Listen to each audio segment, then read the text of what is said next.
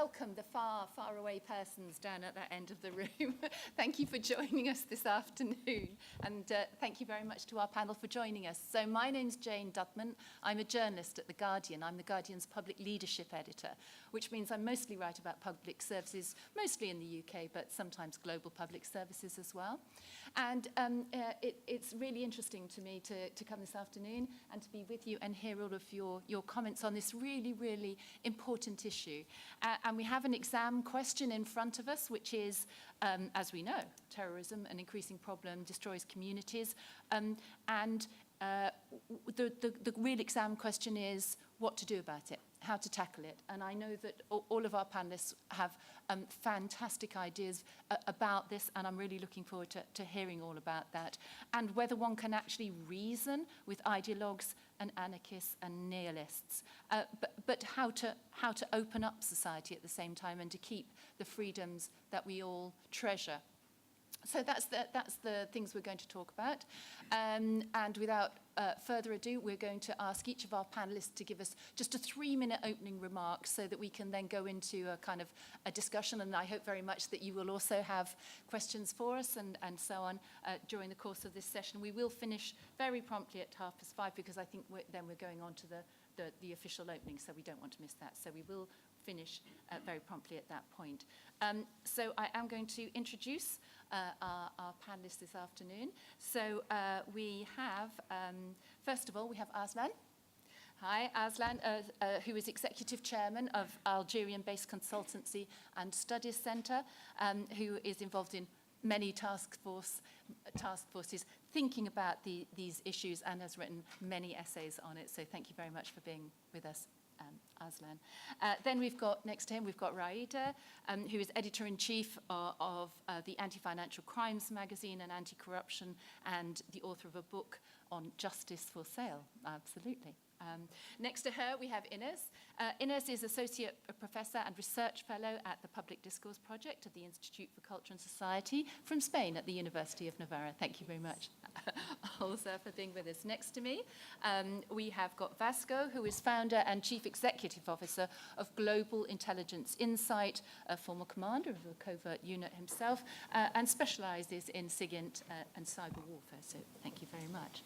Next to me, we've got Philomena O'Grady, who is from Australia, has just flown for 26 hours to be here, so total respect.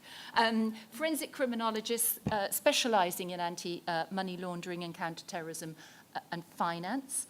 Next to her, we have Alia, who is a director of the advisory group Legatus Global, former research fellow at the University of Oxford and LSE, who just has written a piece for The Guardian, very interesting, on the fact that the caliphate may be over, but ISIS will be back.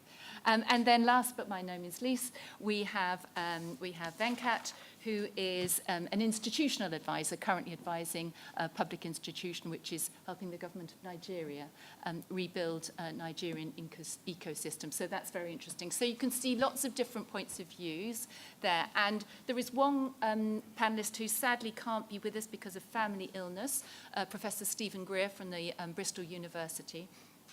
Can't be with us. But I asked everybody to send me what they plan to say, and I would very much like to present to you what Stephen would have said to you if he were here with us this afternoon, because I think it kind of sets the whole debate in context and gives us a kind of nice starting point. So I would just, and forgive me because these are Stephen's points, not mine, but I think they're good. So let me just start by saying that Stephen would have said, he would have made 4 brief points.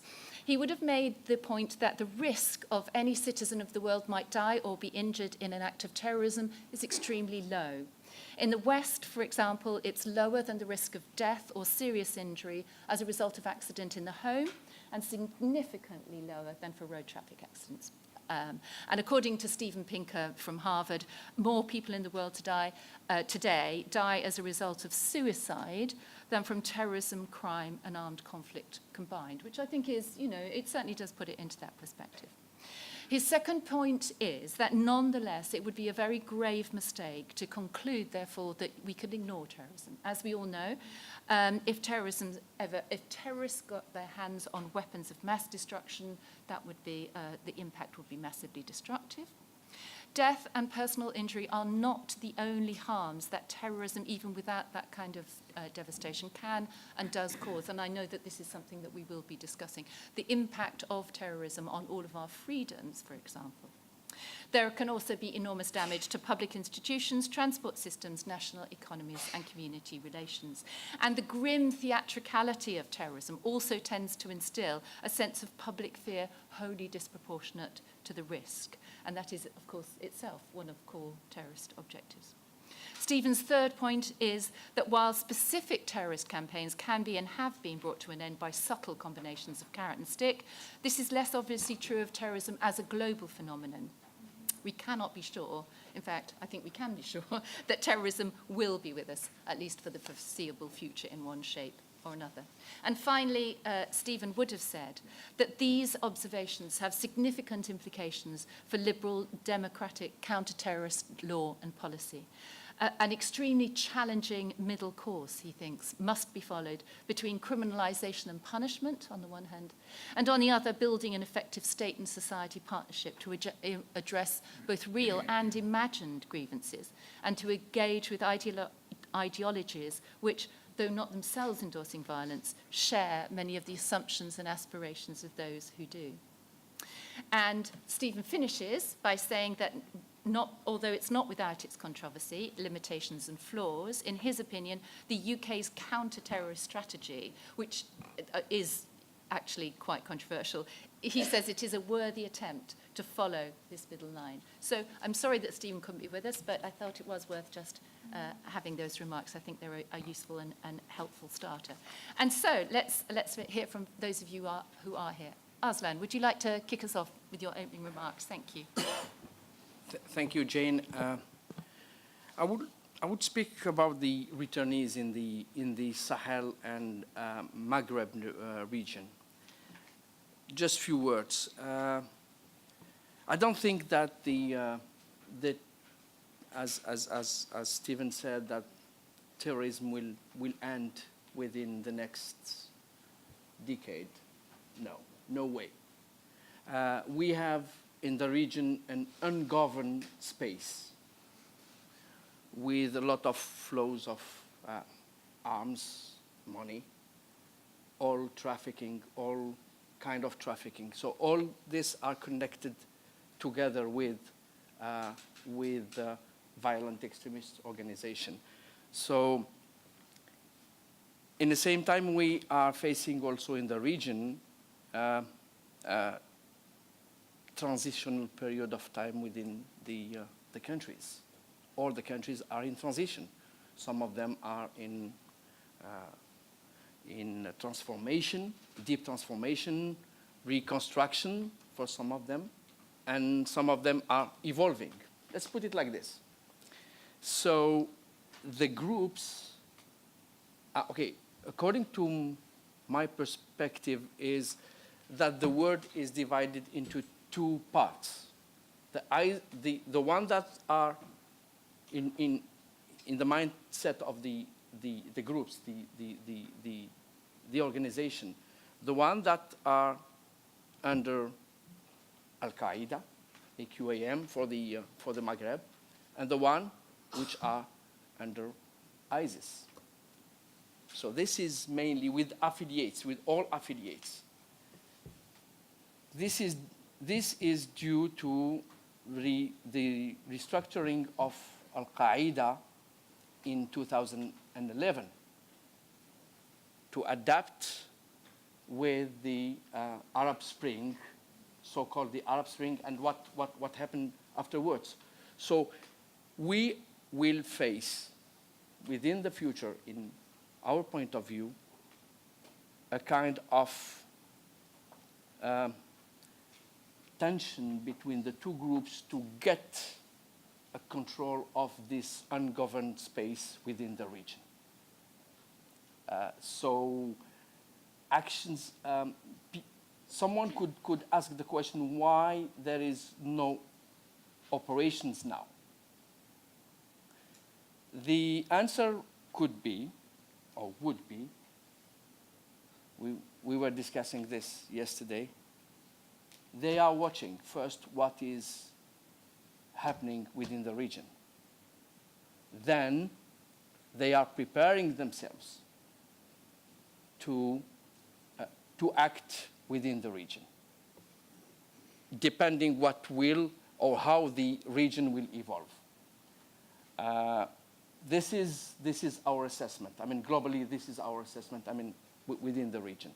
This is what I wanted to put on the table in order to exchange and to discuss. Yeah. And just to ask you, in terms of, do you think that the action should be taken more quickly than that? I mean, that sounds like very much a kind of watching brief. Do you think actually that moves should be made, given that many of these are grievance-based problems?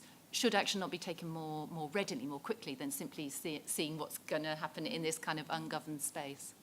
Yeah, definitely, yeah. We need. I mean, we need to be aware that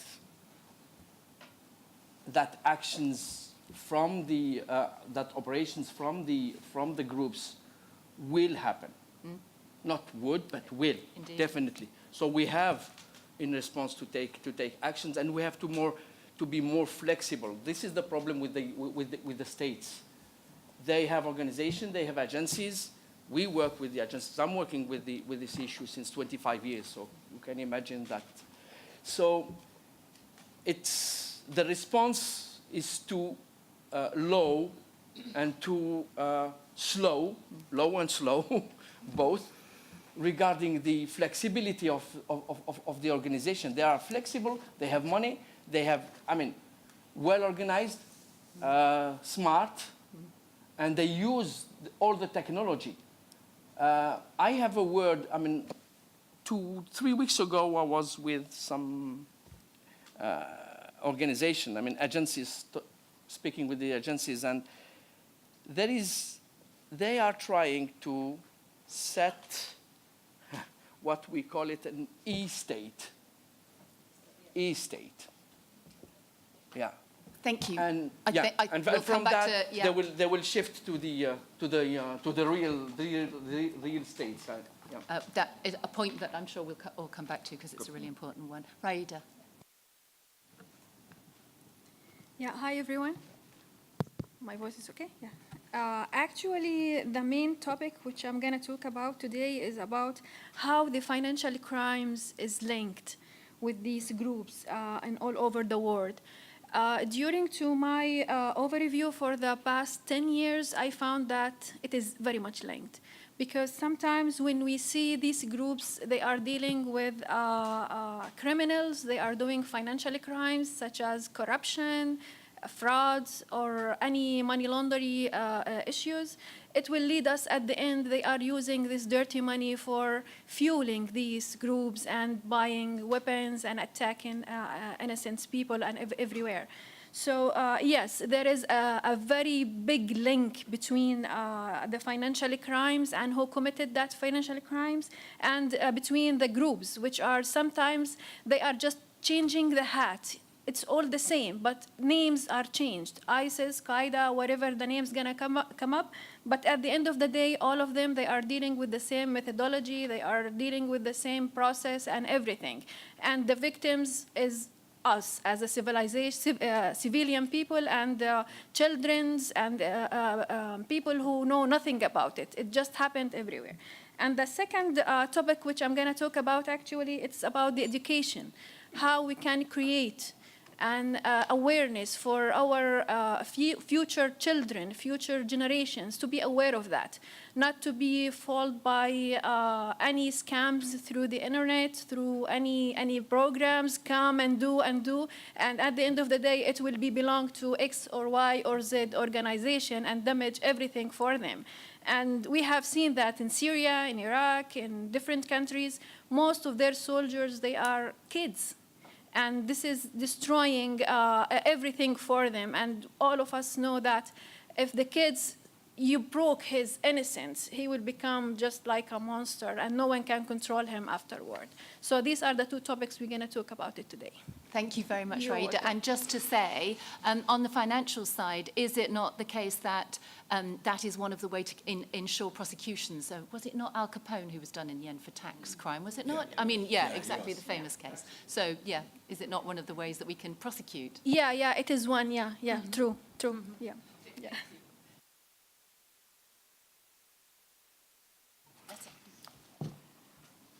I'm actually looking outside the square on this. I'm actually looking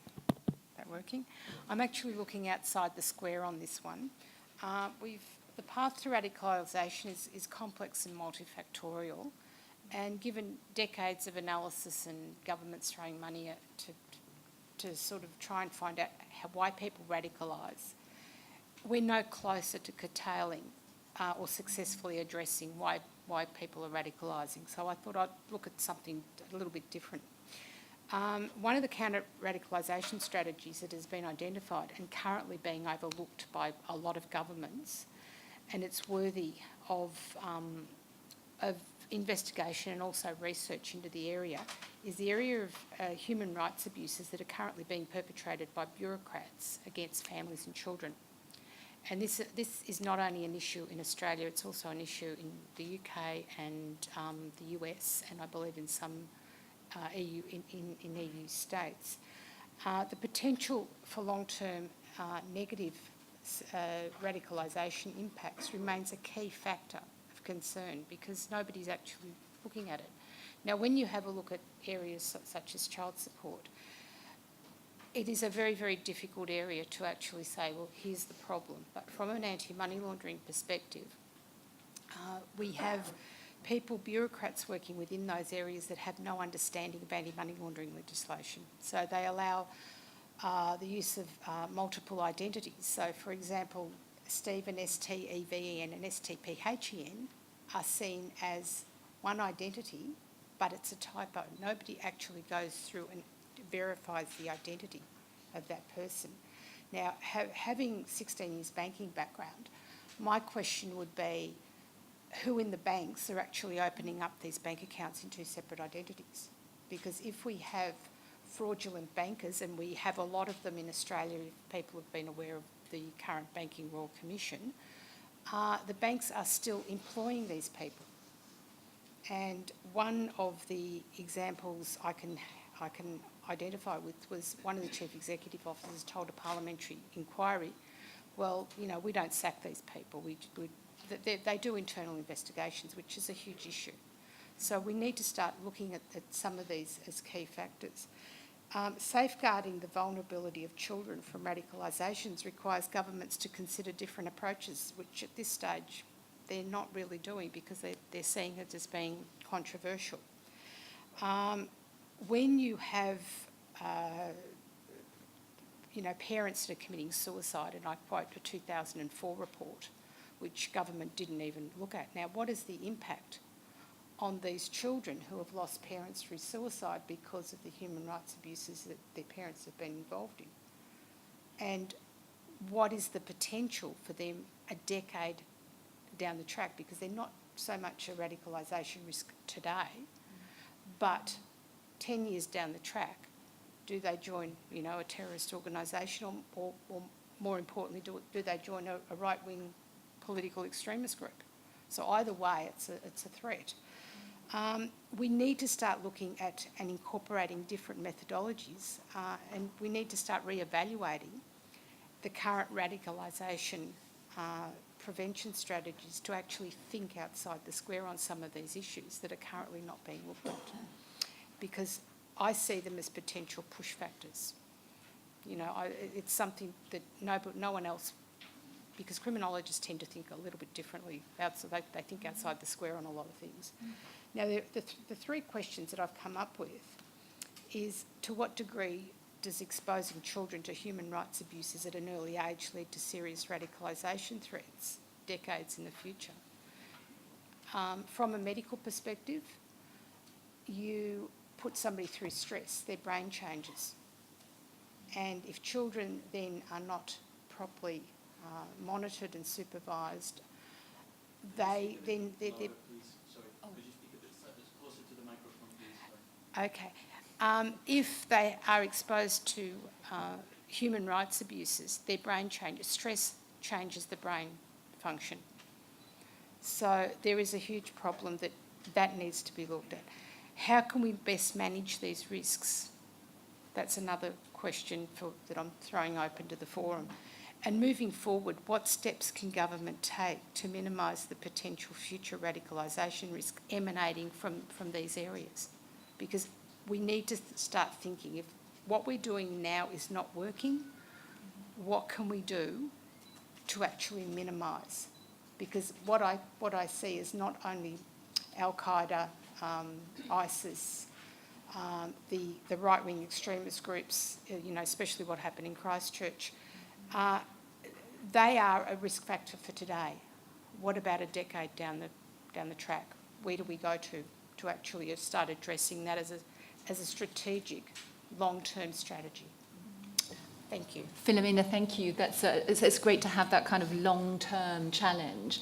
Are there any areas in the world, do you think, you said we need to rethink the kind of counter-terrorism strategies that exist now, or certainly to give them that long-term strategy. Are there any areas of the world that you see that are already starting to make progress on that? Do you see that, or are you saying that everybody needs to start? Well, everyone needs to start looking at these issues, because it's not only affecting one country.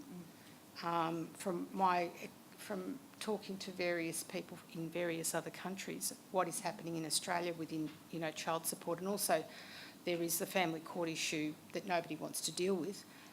That transverses across different countries.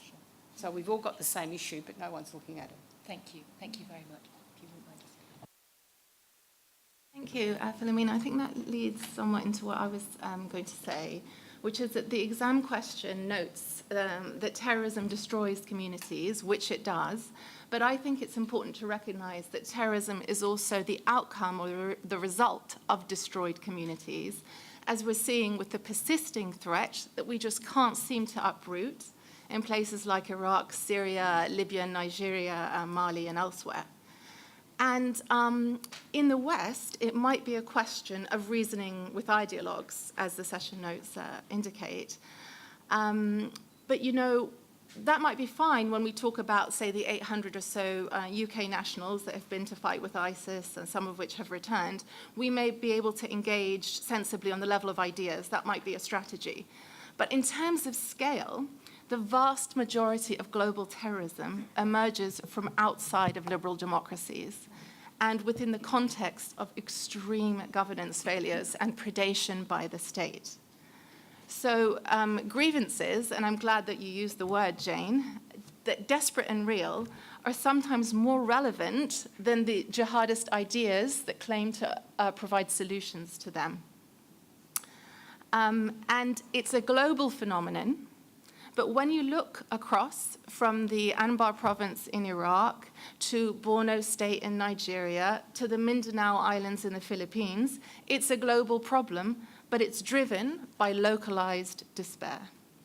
And I actually think that we've focused on cutting off terrorism at the head, the decapitation of leadership through drone strikes and military operations, but really we should be looking at cutting them off at the knees, by uprooting them from social communities and making sure they have no natural constituency, and certainly that they can meet no needs, especially not the needs of survival, as they are doing particularly in Nigeria, Syria, and Iraq.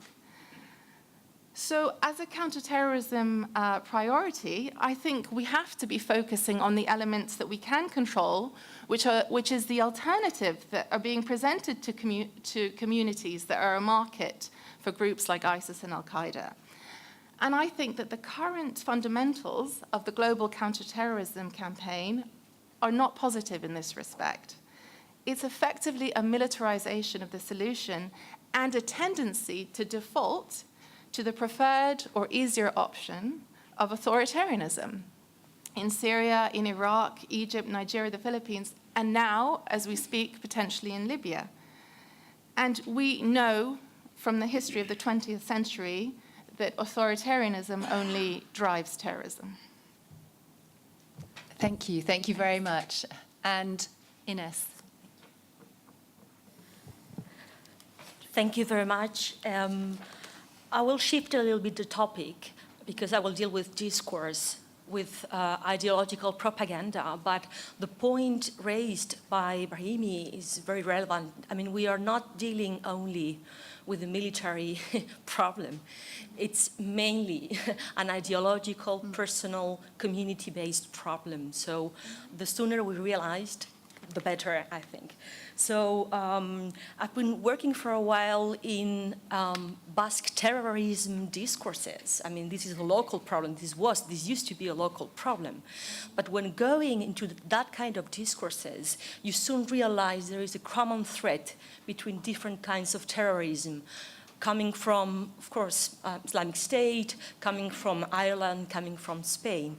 What you usually find is very sophisticated ways of putting forward arguments.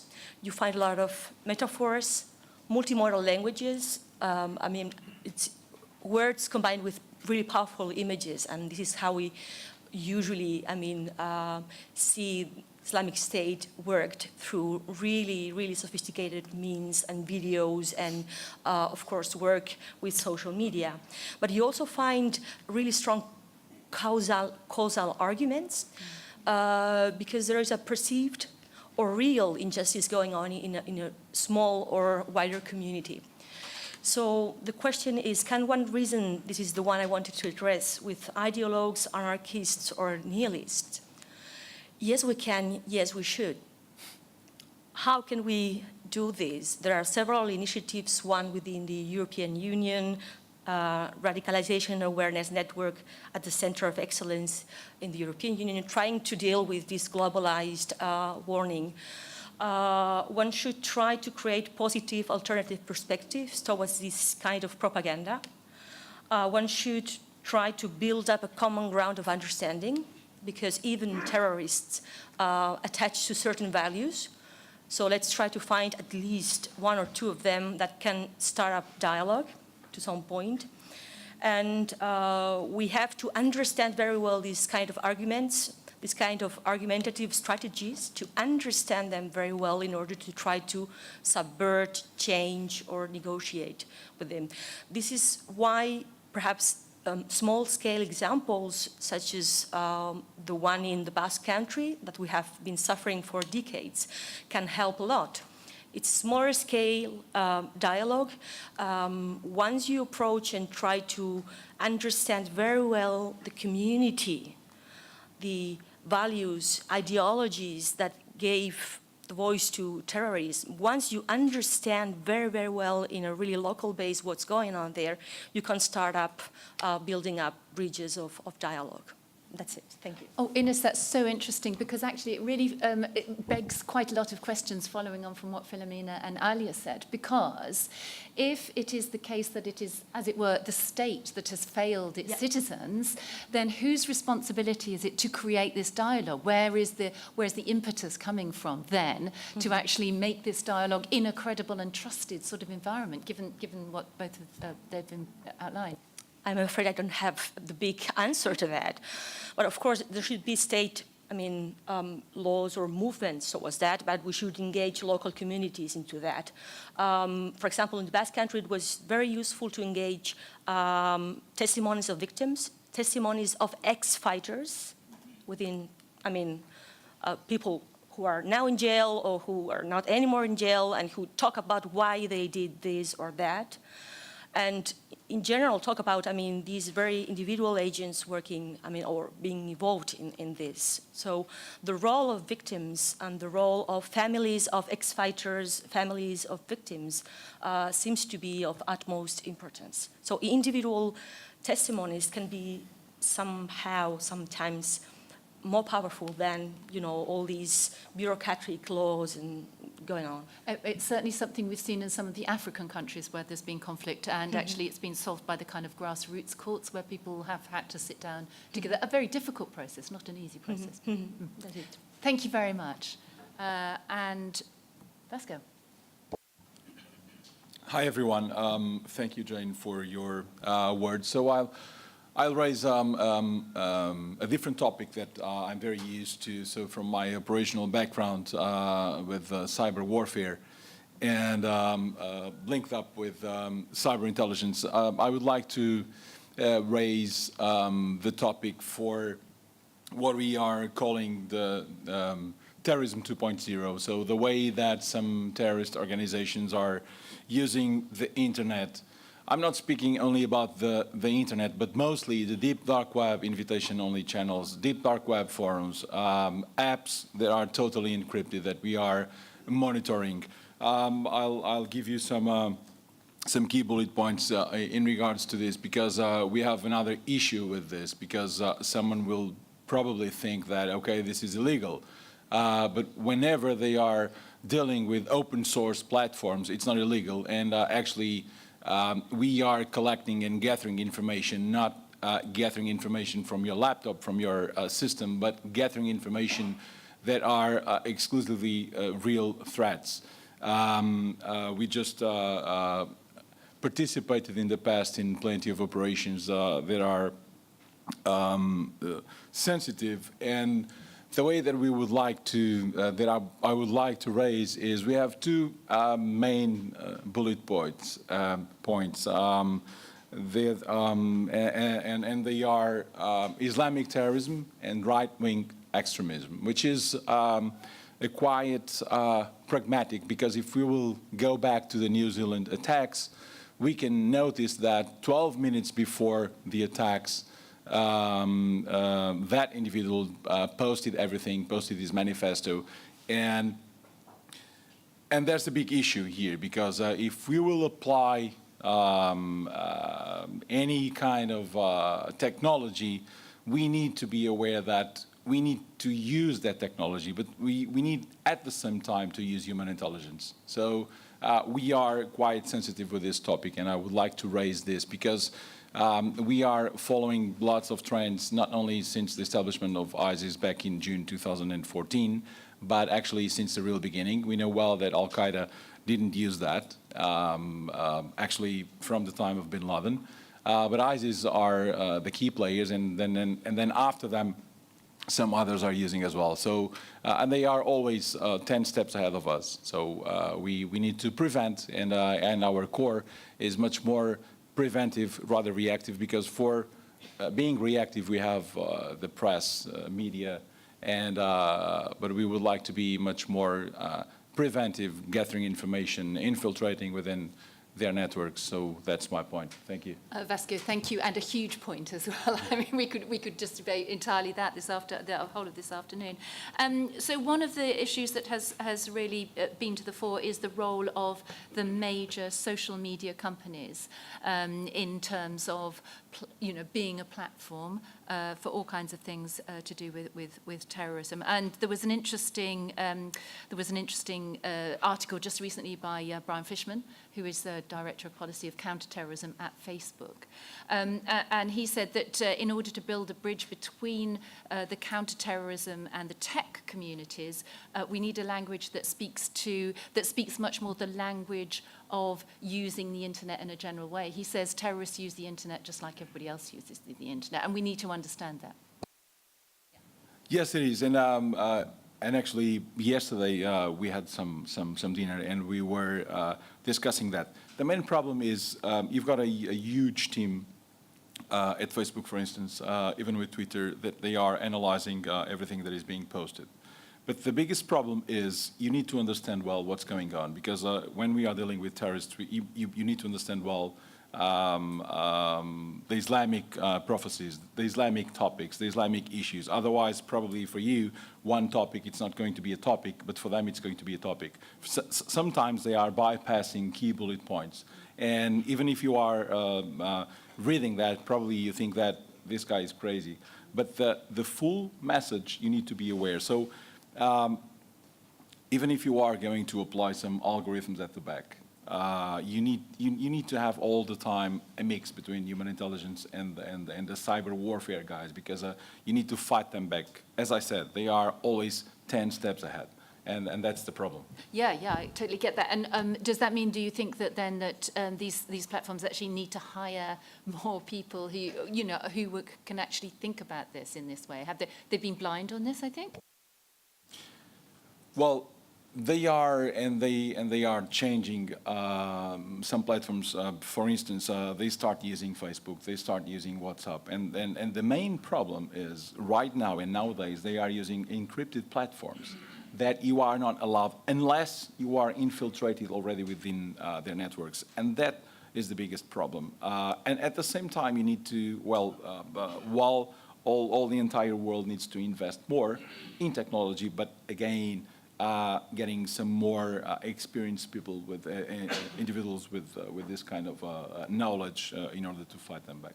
Thank you. Thank you very much. Thank you. Venkat, over to you. Thank you, Jane. Thank you so much. The topic is quite vast, and I bring up the rear, to put it that way. When we talk of terrorism, economics, youth, and governance generally do come up in different combinations. I'm not trying to be funny, but whatever I say, it may look funny. The only two people who seem to blow up large sums of money in a few seconds seems to be either a young terrorist or a son of a rich brat. I wonder why. And youth is a common theme in these two extremes. I don't know whether the extremes are the same. There's something else also I want to observe. Are we confusing symptoms and cause? When we talk about terrorism, we say disturbed lives, disturbed livelihoods, disturbed living spaces were the causes for terrorism. I wonder whether they're symptoms or they're causes. Similarly, we believe terrorism as an effect. Should we also consider the hypothesis that terrorism is a cause? I wish to place three questions. And by placing these three questions, I would like all of us to back up. Number one, the what of terrorism, the when of terrorism, and the why of terrorism. Stephen Greer's comments, as you read, Jane, and which is the mistake I believe all of us do. What is the meaning of terrorism for all of us? Is it just a statistic about number of people who have died? If that is what we are going to define terrorism, then we can all keep coming back to the same discussion in 2029 edition of Horasis Global Meeting. Number one, that's number one.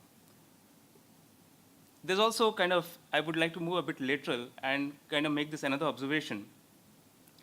Religion, technology, geography, language, resources, none of them have ever been a constraint in the spread of terrorism. We all know in Middle East, there will be groups of terrorists who come from 8 different countries. But when it comes to economics, those 8 countries find it a difficult proposition to come together. What is it that one set of human beings, those constraints are not exactly debilitating them, but we all being the same set of human beings, somehow when it comes to the positives, we struggle. I'll pause it there, and I'll come to the next question as to when does terrorism happen? Surprisingly, if you don't have natural resources to exploit in a particular geography, you never have terrorism there. Strangely, terrorism happens only in those places where there's certain natural resources to exploit. Strange. And the third point, so therefore, I would go literal on that point also, and when many of us think that terrorism is for push reason, I would like to place this hypothesis that terrorism is for pull reasons, not for push reasons. And the third question is, why does, barely 2 months back, 45 security personnel got blown up in a matter of less than few seconds in India? I don't know how many of you are aware of this. Then India sent a couple of planes and bombed the next door neighbor. Maybe many of us are aware of it. It's quite interesting as to how do people get away with, and then we have lots of discussions that happen in the media, in the domestic media, in the international media, and also there's a lot of silence also on these matters. So the narratives of silence or the narratives of being vocal, people just we see instances when anybody and everybody is getting away with absolutely any narratives. And therefore the question is, why is it possible? Why is it so easy for all of us to get away with any narratives on terrorism? And the issue could be that, do we have enough conversations? When do we have those conversations? With whom do we have those conversations? I don't know, but then recently, we went ahead with an initiative wherein we tried to get 200 people, young people, from 50 countries, and we wanted to know, what is it that's preoccupying them? Anybody wants to take a wild guess as to what is it that's preoccupying them? How old were they? Anywhere between 18 to 35. What do you think is preoccupying this group across 50 countries?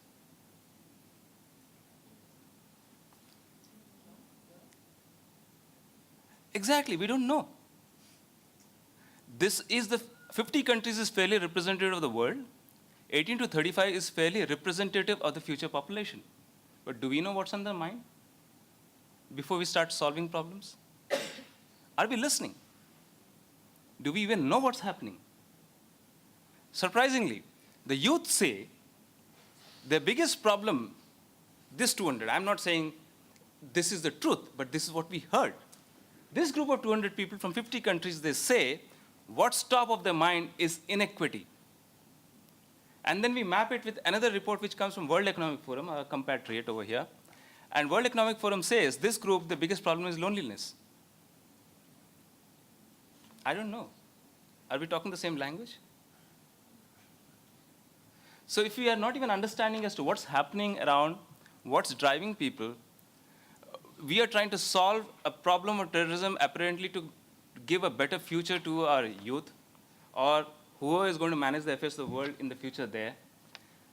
But if we do not even know what is driving them or what is not driving them, whether they are having the right conversations or they are not having the right conversations, whether we even know whether terrorism as an issue is something which is affecting them or not affecting them, or worse, do we even know whether terrorism is good or bad, or is it bad enough for many of us to start acting? Unless we see something happening in a personal domain, we don't react.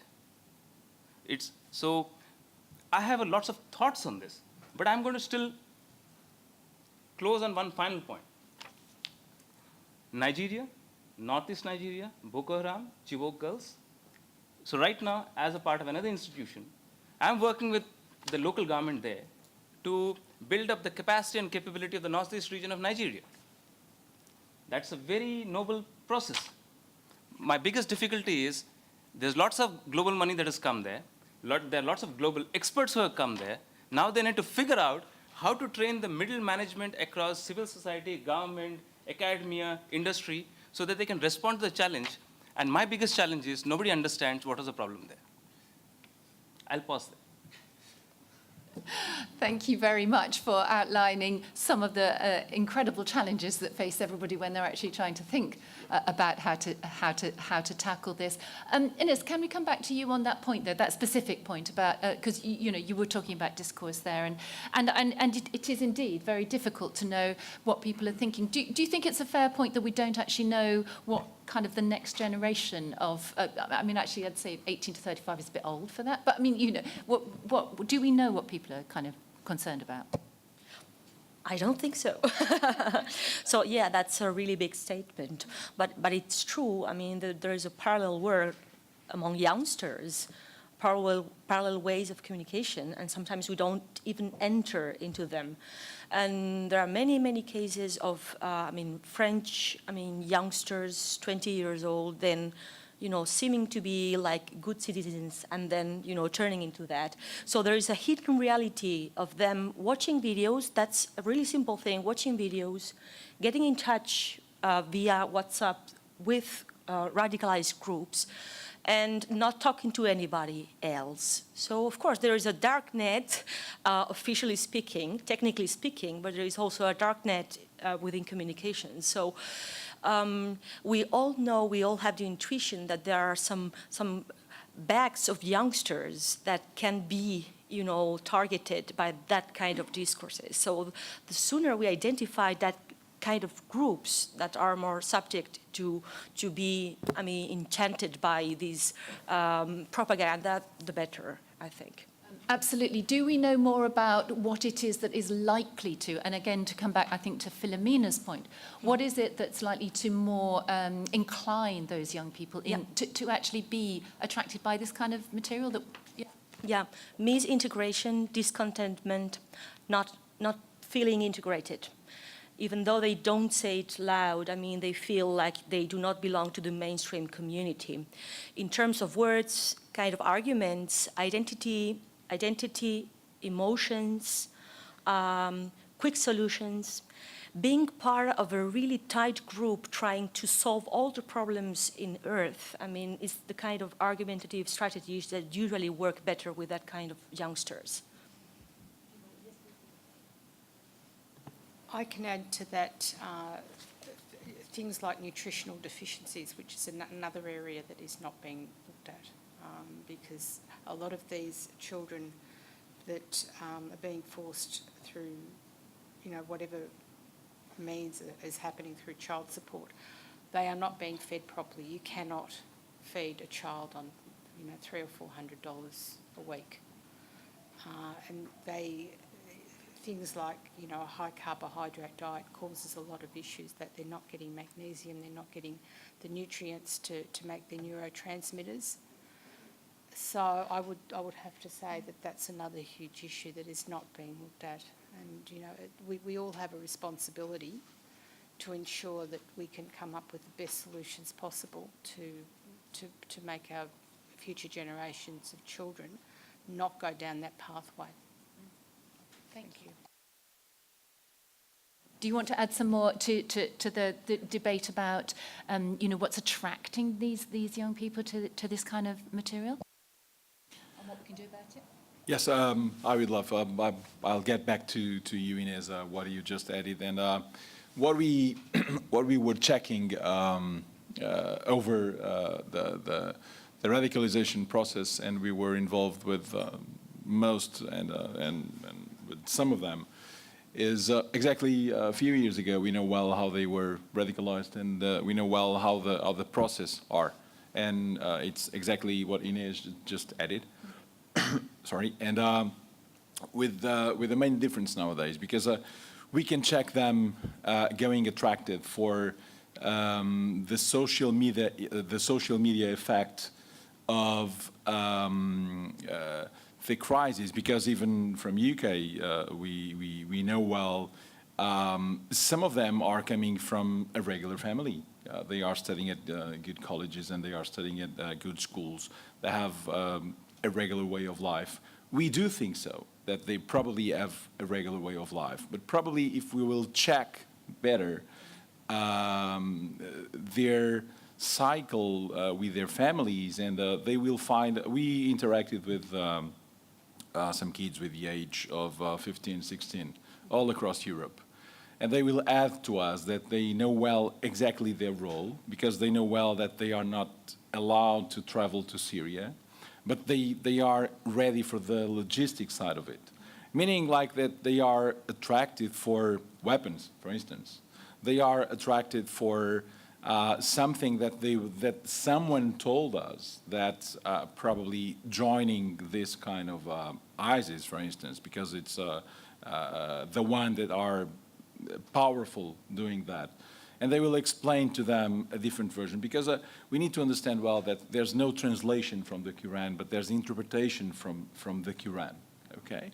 And so they'll give to them, and they are giving to them a different approach, and they will explain to them in a way that they know well. So their mindset is totally designed in order to check if you are more focused to go and to work with the logistics side, or if you are eager to marry in Syria with one guy, that it's usual and it's common even from all around the Europe.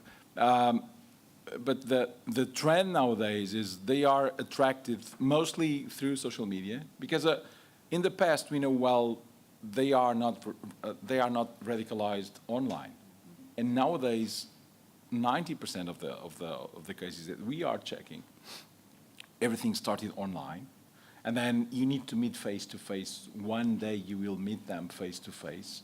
But the basic process will start online, which is crazy, unbelievable, because you will turn on your Skype, you will turn on your Telegram, you will turn on your encrypted chat, and you will speak with one guy on the other side of the line, and you don't know them, but you are ready to go into engage it, to marry them, or you are just following a friend that probably is calling you from there and saying that this is the right thing that we need to do. So the process is totally turned up, because what we were linked up with since 1995, it's totally different starting from 2013. Okay, and then and the process is because it's pragmatic, but we need to analyze that the so-called ISIS defeat, it's not true, it's totally false, because they are all over, they are coming back to Europe. Some of them are already inside Europe, and some of them explained a few weeks ago, after the defeat in Baghuz, they explained, well, what they are going to do, their next steps. And you need to read across all the lines in order to understand what they are going to do. They will take advantage of social problems inside some specific countries, like Iraq. They know well how's the situation with Iran trying to put boots on the ground in Iraq.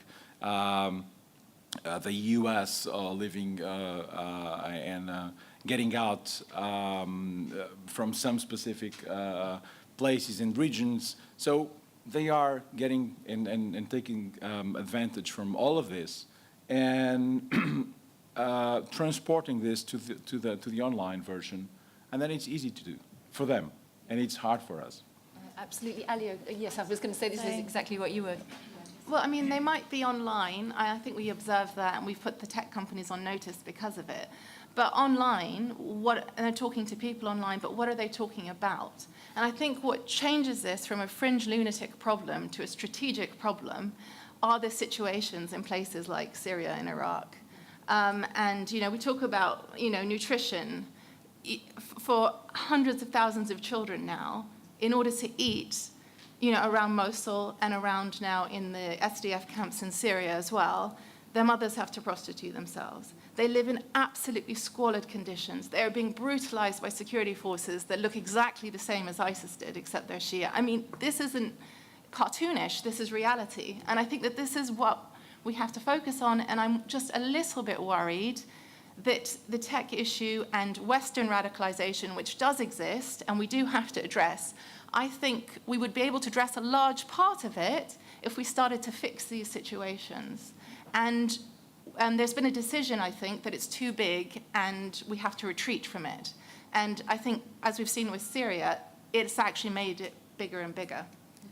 Same question, whose responsibility is it then to address that question? Well, in Iraq, I personally think, throughout the reason Islamic extremism came in from the fringes to a slightly more central element was actually because of the invasion of Iraq, just ideologically, but also the geostrategic power shift and the massive raising of the sectarian temperature across the region.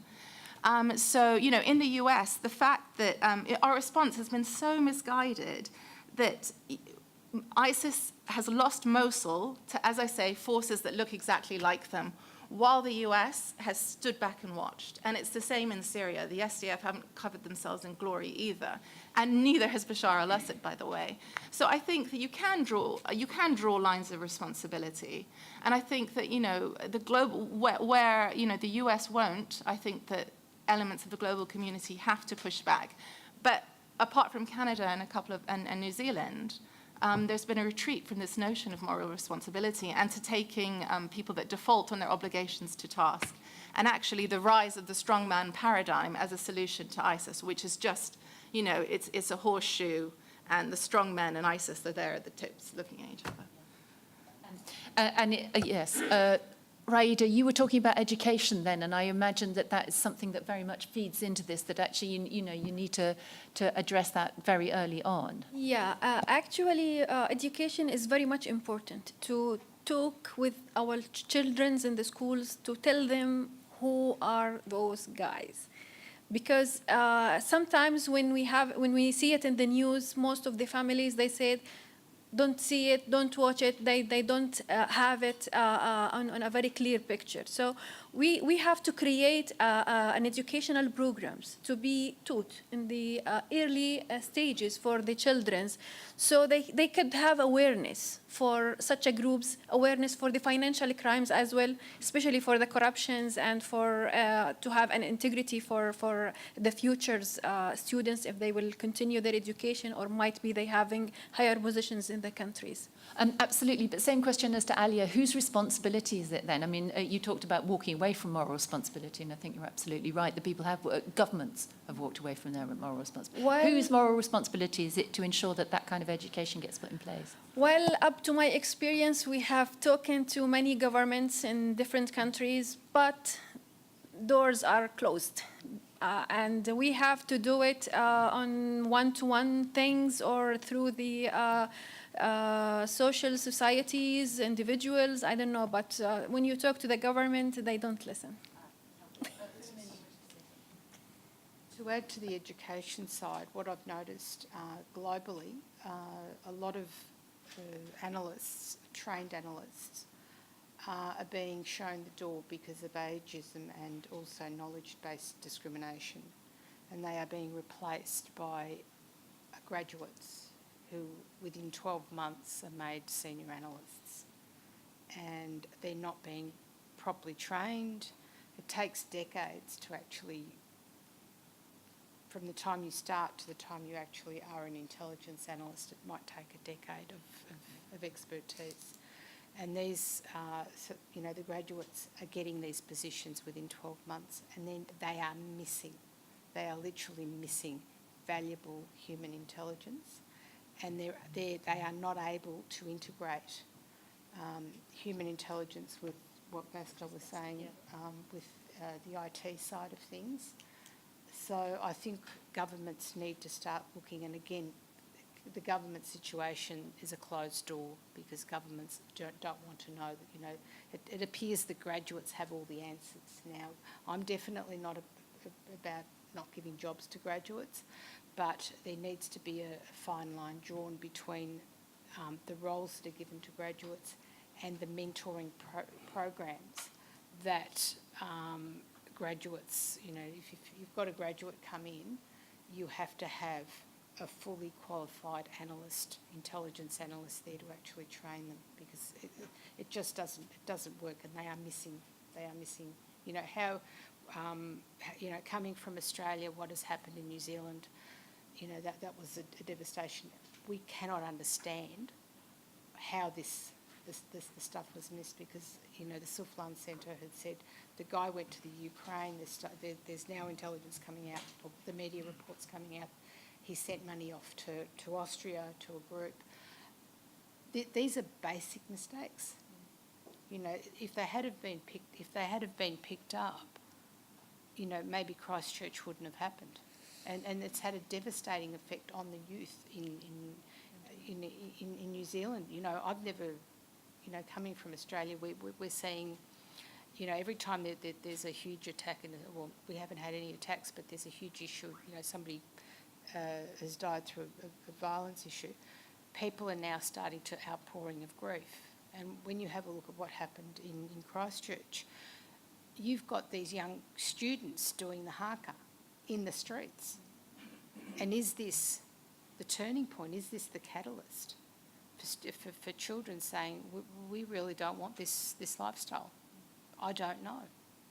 But the analysts, going back to my initial point, if you're going to employ graduates, they need to have proper training, they need to have proper mentoring. So perhaps it's time that governments, accounting firms, banks, start bringing in their trained people to pass the knowledge that's also been lost over decades. Thank you, and it would be really good to, that's a good kind of segue into kind of thinking about some of the positive things that are happening, because the picture is obviously it's very difficult and challenging, but it would be nice to think of some positives. But before we do that, I should really open it up and ask our panel, yes, if you do have questions for our panel, could you say who you are and where you're from, please? Certainly, thanks very much. My name is John Feely, and until recently I was an American ambassador. I spent most of my career in Latin America, and I left because I did not wish to continue service under President Trump. Speaking to what Mr. Matoory said, are we talking the same language? And what you just said, ma'am, with regards to we're missing basic things. I spent a good part of my career working with the law enforcement and intelligence agencies of the United States and the Five Eyes, all on technology and trying to use technology to penetrate the dark web, the encrypted sites, things like that. My observation is, you're absolutely right, Vasco, that the bad guys are always going to be, whether they're international organized crime, whether they're extremists or terrorists, they're always going to be ahead of us, but not necessarily because of the technology or the encryption. That does present a problem. However, most Five Eyes governments are big enough, broad enough, and have enough connection to the programming world to be able to break these relatively early. You don't know about it, but they do. For a particular example, we were reading the Sinaloa cartels, Chapo Guzman's BlackBerry, the last generation, but we were reading that. Here's the problem. Are we talking the same language? They had code that they used that changed almost daily. The word for a woman, if the courier was going to be a woman, was window. You had no way of knowing that unless you had somebody who was inside. Another cartel used a different word, and it changed and evolved. These are cellular networks, as you all know. So when you come to the question, ma'am, of our intelligence analysts must be trained, I come back, Jane, to your question. You can train them as well as you can. But what you really need to do is you need to get ex-members in. And in that regard, I ask the panel, are there strategies that you have seen that successfully integrate the formers, ex-terrorists or people who have left movements, or in the United States we use cooperating witnesses quite a bit, to work with government? Because at the end of the day, the responsibility is government's. We need, obviously, to count on communities, families, faith groups, and people of goodwill all over the world. But at the end of the day, until we get rid of the Westphalian state system, the responsibility for the rule of law is the government's. And you've got to be able to empower these governments by the inside man or woman who's able to literally speak the same language as the bad guys, regardless of the levels of encryption. Thank you. A really good question. Any of our panel want to pick up? Arslan, perhaps? Yeah, I agree with you, Mr. Ambassador, because yeah, I have a short story to explain what. Some years ago, there was a hacker from the organization in Algeria, and he was judged and put in jail. And then the intelligence decided to release him and to try to get him in. You know what he said? No, I don't want to cope because the judge said that I don't have anymore to use any computer. So again, are we speaking the same language? I don't know. The second issue is the infiltration and sharing intelligence. The problem is this. There is a lack of trust, a lack of sharing real intelligence. I'm not talking about information, I'm talking about intelligence, because we have to make the difference between the two. Information is information and intelligence is intelligence. And the problem is sharing intelligence, I think, between the countries regarding the strategic issues, there is a mistrust, yeah, a lack of trust. And we can talk years about integrating NGOs, NGIs, inclusiveness. I mean, all these words doesn't work as long as you don't use the ex-terrorist as experts. Yeah, I mean, that's what happened with Basque terrorism. Yeah. As long as French, Spanish government started to coordinate, of course, citizens know only a small part of coordination efforts.